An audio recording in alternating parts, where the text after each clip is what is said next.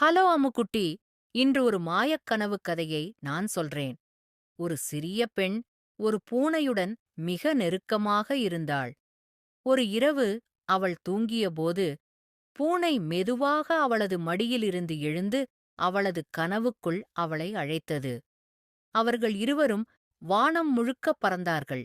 நட்சத்திரங்கள், மேகங்கள், வானவில் எல்லாம் ஒன்றாக ஒளிர்ந்தன. ஒவ்வொரு நட்சத்திரமும் ஒரு கனவுக் கோப்பை போலிருந்தது. அந்தக் கனவுகளைத் தொட்டு சிறிய பெண் கனவுத்தூள் எடுத்து வைத்தாள்.